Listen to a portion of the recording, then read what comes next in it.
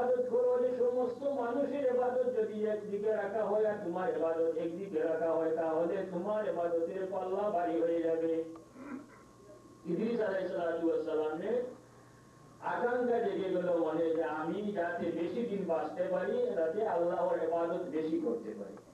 দেখেন, নবীদের বাঁচার উদ্দেশ্যের মধ্যে আমাদের বাঁচার উদ্দেশ্যের মধ্যে ব্যবধান আছে।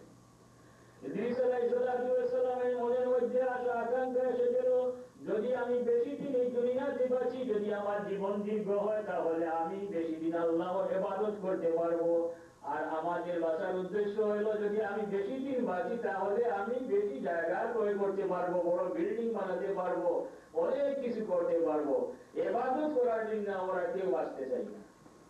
কয়জন মানুষ আছে যদি তালাশ করে দেখা যাবে যে সে আল্লাহর ইবাদত করবে এই জন্য সে বাঁচতে চায়? তা না, বাঁচতে চায় সে দুনিয়াকে গ্রহণ করার জন্য। আরে ভাই, তুমি আল্লাহর দিকে হয়ে যাও, দুনিয়া তোমার পিছনে এসে যাবে। তুমি দুনিয়ার পিছনে যতই দৌড়াও না কেন, দুনিয়াকে তুমি ধরতে পারবে না। তুমি দুনিয়ার সামনে চলতে থাকো, দুনিয়া তোমার পিছনে দৌড়াইতে থাকবে।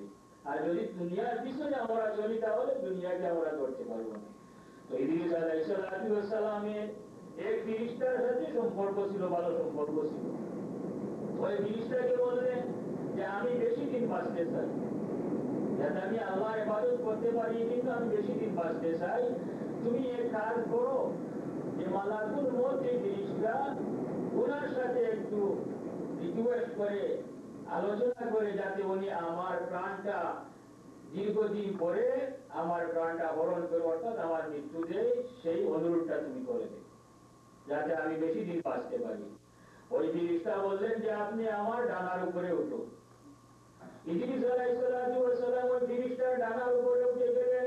ওই ফেরেশতা ইদ্রিস আলাইহিস সালামকে নিয়ে আকাশের দিকে উঠতে থাকেন। প্রথম আসমান, দ্বিতীয় আসমান, তৃতীয় আসমান, চতুর্থ আসমানে গিয়ে সেখানে যেতামেন। সেখানে গিয়ে মালাকুল মউত আজরাইল ফেরেশতার সাথে দেখা হয়ে যায়। দুরূদ পড়েন, সাল্লাল্লাহু আলা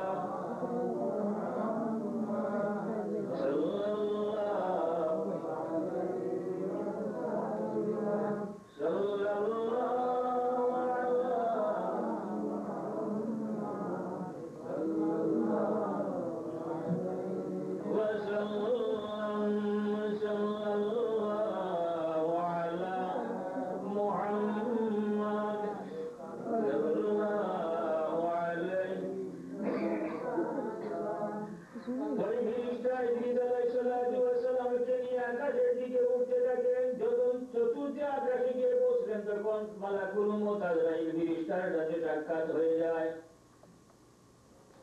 ওই ফেরেশতা যিনি ইদ্রিস আলাইহিস সালামকে নিয়ে যাইতেছে, উনি মালাকুল মউতকে বলেন যে আপনার সাথে আমার পরিচয় আছে, আল্লাহর নবী ইদ্রিস আলাইহিস সালাম উনি বেশি দিন বাঁচতে চায়। মালাকুল মউত জিজ্ঞাসা করলেন, ইদ্রিস কোথায়? উনি বললেন যে সে আমার ডানার উপরেই আছে। সে আমার, এই যে ওরা বানাহু মাকানান আলিয়া এর তাফসীরের মধ্যে এই হাদিস, সে আমার ডানার উপরেই আছে।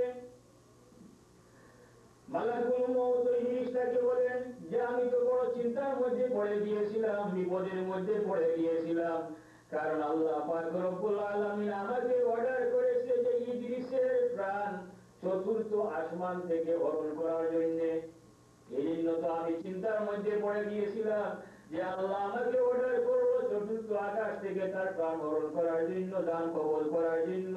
আর ইদ্রিস তো মাটির মধ্যে জমিনে থাকে, তাহলে আমি কেমনে এখানে পাই থাকি? মালাকুল মউত বললেন যে আমার ব্যবস্থা হয়ে গেছে। সাথে সাথে ইদ্রিস আলাইহিস সালামের দান কবল করে দিলেন। এই দিন ছিল এই 10ই মুহররম। আল্লাহ পাক রব্বুল আলামিন ওই দিন ইদ্রিস আলাইহিস সালামকে আকাশে উঠায় নিয়েছিলেন। হুজুর আকরাম সাল্লাল্লাহু আলাইহি সাল্লাম যখন মেরাজে গিয়েছিলেন, মেরাজের রাত্রিতে যখন চতুর্থ আকাশে গিয়ে পৌঁছলেন, সেখানে গিয়ে ইদ্রিস আলাইহিস সালামের সাথে সাক্ষাৎ হয়েছিল। সেখানে ইদ্রিস আলাইহিস সালাম আসেন।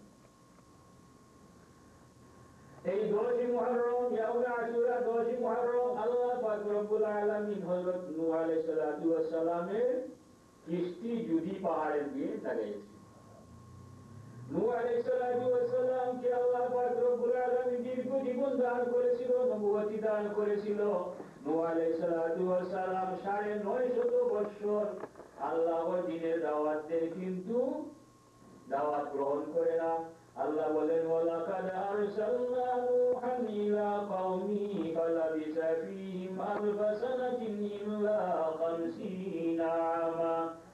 আল্লাহ বলেন যে নূহ আলাইহিস সালাম আমার নবী নূহ তার কওমের কাছে আমি পাঠিয়েছিলাম, তার কওমকে 50 আলফা সানা 50 বছর কম 1000 বছর অর্থাৎ 950 বছর দাওয়াত দিলেন, কিন্তু তারা তার দাওয়াত গ্রহণ করলো না। فأخذهم الطوفان وهم ظالمون। অতঃপর তাদেরকে প্লাবন এসে গেল, তাদেরকে তারা ছিল অত্যাচারী, তারা ছিল জালিম। নূহ আলাইহিস সালাতু ওয়াস সালাম তার কওমকে দাওয়াত দেন, বলেন ওয়ালাকাদ আরসালনা নূহান ইলা কওমিহি ইন্নী লাকুম নাযীরুম মুবিন। আমি আল্লাহর পক্ষ থেকে প্রেরিত হয়েছি, আল্লাহ পাক রব্বুল আলামিন আমাকে তোমাদের জন্য প্রকাশ্য ভীতিদাতা হিসাবে আল্লাহ আমাকে প্রেরণ করেছে। আল্লাহ তা'বুদু ইল্লাল্লাহ, তোমরা আল্লাহ ছাড়া আর কারো ইবাদত করো না। ইন্নী আখাফু আলাইকুম আযাব ইয়াউমিন আলীম, আমি ভয় করতেছি যে তোমাদের উপরে ভয়ঙ্কর একটা শাস্তি এসে যাবে, সুতরাং তোমরা এক আল্লাহর ইবাদত করো। তোমরা আল্লাহর উপরে ঈমান এনে নাও এবং আমাকে রাসূল হিসাবে গ্রহণ করে নাও। তারা বলল হে নূহ, আমি তো দেখতেছি। তারা বলল ক্বালাল মালাউল্লাযীনা কাফারু মিন কওমিহি মা হাযা ইল্লা বাশারুম মিসলুকুম।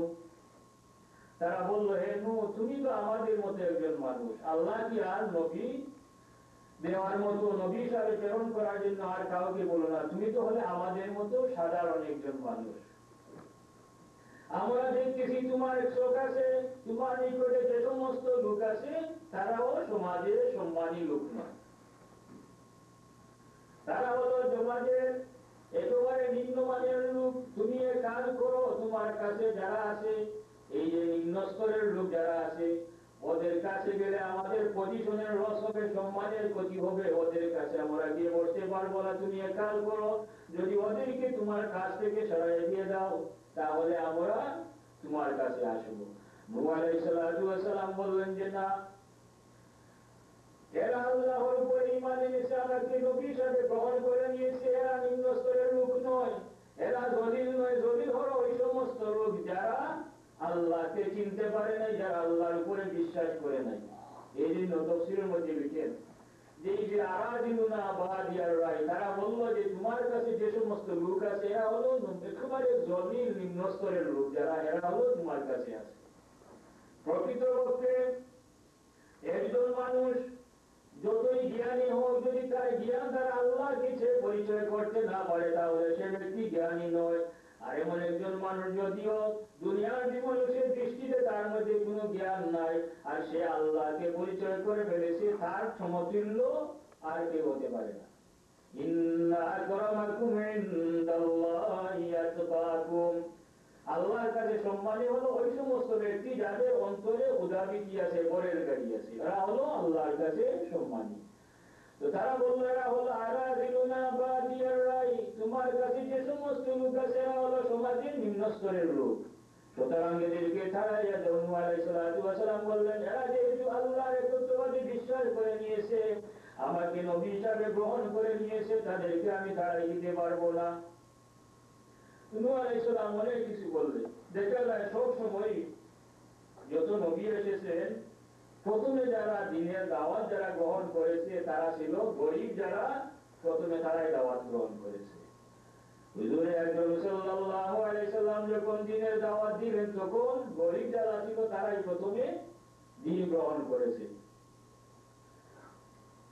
বাদশা হিরাক্লিয়াসের কাছে যখন এই হযরত জাফর ইবনে আবু তালিব সহ কয়েকজন গিয়ে বসলেন, রাসূলুল্লাহ সাল্লাল্লাহু আলাইহি সাল্লাম দ্বীনের দাওয়াতের চিঠি দিয়ে পাঠাইলেন। যখন ওই চিঠি নিয়ে গেলেন তখন এই শাম দেশে তখন এই আবু সুফিয়ান যখন মুসলমান হন নাই, ওনারা তখন ব্যবসার জন্য ওখানে গিয়েছেন, যেটা খাইয়া আনলেন। হিরাক্লিয়াস ওদেরকে ডাকাইয়া আনার পরে জিজ্ঞাসা করলেন যে শুনলাম যে তোমাদের এলাকায় একজন মানুষের নবুয়তি দাবি করেছে, সে কিরকম লোক, সে কি জীবনে কোনোদিন মিথ্যা বলেছে? তারা আবু সুফিয়ান বললেন যে না, কোনোদিন মিথ্যা বলে নাই। উনি আবার প্রশ্ন করেন বাদশাহ যে তার ধর্ম যে সমস্ত লোক গ্রহণ করে এরা গরিব সমাজের নিম্নমানের লোক না উচ্চ পর্যায়ের লোক? তারা জবাব দেন যে এরা হলো একেবারে নিম্ন স্তরের লোক।